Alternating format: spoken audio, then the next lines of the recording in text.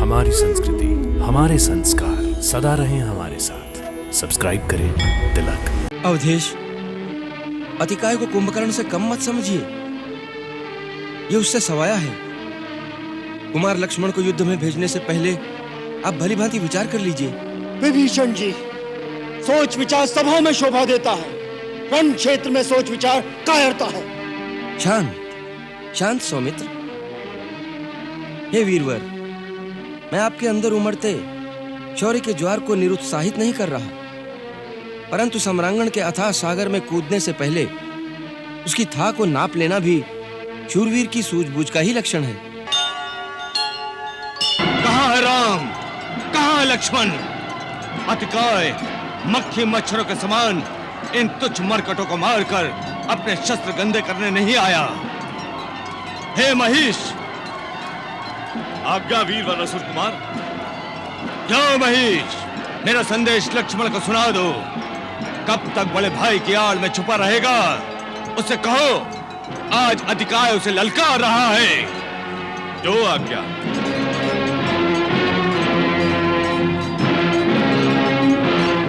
मेरे स्वामी श्रीमान अतिकाय ने कहा है कि हे राम, जो शोक तुमने मेरे पिता लंकेश के हृदय को उनके छोटे भाई महाबली कुंभकर्ण का शीश काट कर दिया है, मैं वही शोक तुम्हें देने की ठान कर आया हूं।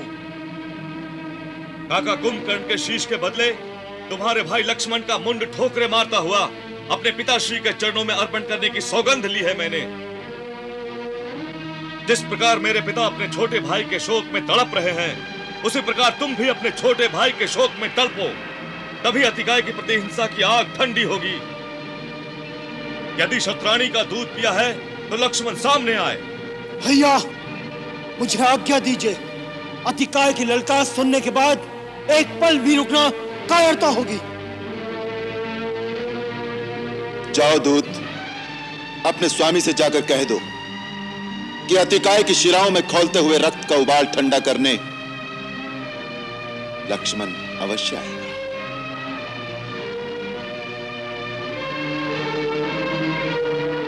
अवधेश, अतिकाय को कुंभकर्ण से कम मत समझिए। ये उससे सवाया है। कुमार लक्ष्मण को युद्ध में भेजने से पहले आप भली भांति विचार कर लीजिए। विभीषण जी, सोच विचार सभा में शोभा देता है, रण क्षेत्र में सोच विचार कायरता है। शांत शांत सौमित्र। हे वीरवर, मैं आपके अंदर उमड़ते शौर्य के ज्वार को निरुत्साहित नहीं कर रहा, परंतु सम्रांगण के अथाह सागर में कूदने से पहले उसकी थाह को नाप लेना भी शूरवीर की सूझबूझ का ही लक्षण है। प्रभु, यह अतिकाय रावण की दूसरी रानी धान्यमालिनी का पुत्र है। उसके प्रचंड पराक्रम को आपने पहचाना नहीं।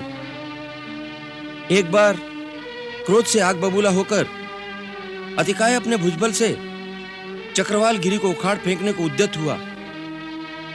तब कैलाश शिखर से शूलपाणी शंकर ने अपने अग्निमुख त्रिशूल का प्रहार किया, तो इस भीम भयंकर अतिकाय ने उसे खिलौने के समान हाथ में पकड़कर अट्टहास करते हुए महादेव का भी मान भंग कर दिया।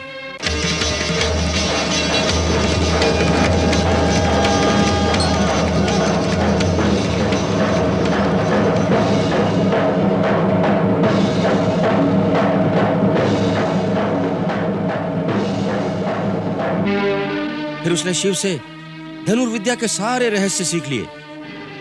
देवताओं को भी दुर्लभ अस्त्र शस्त्र प्राप्त किए हैं इसने। आदिकाल में मधु और कैटब नाम के दो महत्वाकांक्षी महाबली थे। इंद्र का वज्र भी उन्हें विचलित नहीं कर सका। अपने प्रचंड पराक्रम से देवलोक को भी अपने वश में करके उन दोनों ने एक बार क्षीर सागर में घुसकर चक्रधारी वैकुंठेश्वर पर चढ़ाई कर दी।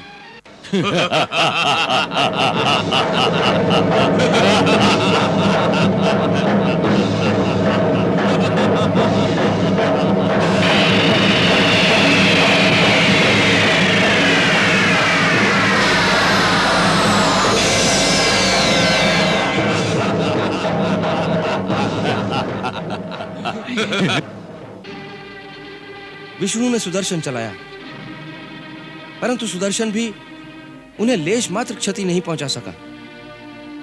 अभूतपूर्व युद्ध हुआ।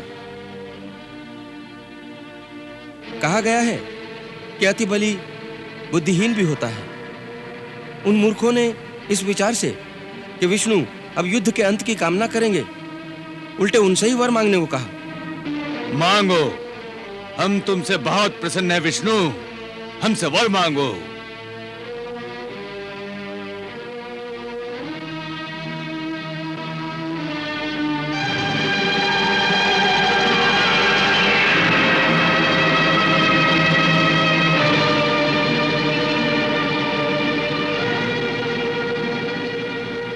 मधु, कैटभ, सृष्टि के कल्याण के लिए हम तुमसे तुम्हारी मृत्यु का मार्ग जानना चाहते हैं। अपने मरण का उपाय बताकर अपना वरदान पूरा करो। मान गए मायापति, हमें हमारे ही माया जाल में जकड़कर हमारा मान भंग कर दिया।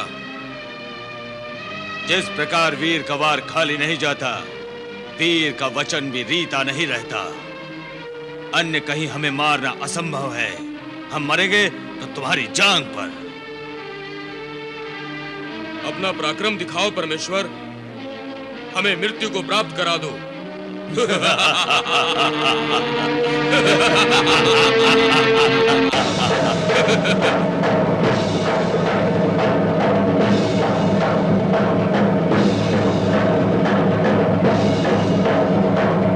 अगम अगोचर वैकुंठेश्वर विष्णु ने फिर ऐसी लीला रची। अपनी जंघा ऊपर नीचे सभी लोकों में व्याप्त करके बढ़ा दी। मधु कैटभ जांघों में फंस गए। फिर जगत नियंता जगन्नाथ ने अपनी कठोर गदा से मधु कैटभ दोनों का अंत कर दिया। मधु का मैदा विशाल भूमि पर सर्वत्र फैल गया। इसलिए यह पृथ्वी मेदिनी नाम से विभूषित हुई।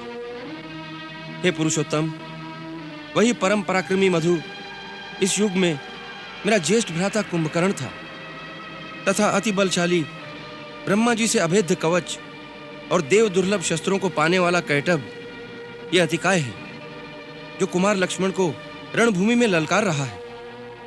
उसके पराक्रम का वृत्तांत सुनकर, उससे डरकर उसकी चुनौती को स्वीकार न करें।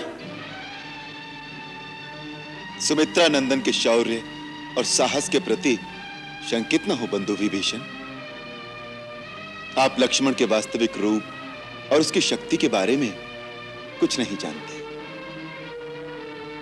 यदि ब्रह्मा, विष्णु, सुरेश, महेश, अखिल ब्रह्मांड की समस्त शक्तियां एकत्रित होकर रण के लिए ललकारें, तो भी धनुर्धारी अकेला उनका सामना करेगा। क्षमा प्रभु, मैंने लक्ष्मण जी को भयभीत करने के अभिप्राय से यह वृतांत नहीं सुनाया। केवल उस आतताई अतिकाय के बलाबल का अनुमान लगाकर उसका सामना करने के उद्देश्य से उसकी शक्ति की जानकारी आपको दी है। केवल इतनी प्रार्थना अवश्य करूंगा, वीर कुमार को अकेले न भेजें। नहीं विभीषण, उसने लक्ष्मण को अकेले ललकारा है। परंतु अतिकाय अपने साथ अपने महाबली भाई त्रिशिरा, नरांतक, देवांतक, सेनापति अकंपन और महापार्श्व जैसे महारथी महाभटों को भी लाया है। वो समस्त भूमंडल की राक्षस शक्ति को संचित करके क्यों ना आया? भैया, मुझे आशीर्वाद देकर युद्ध भूमि में जाने की आज्ञा दीजिए।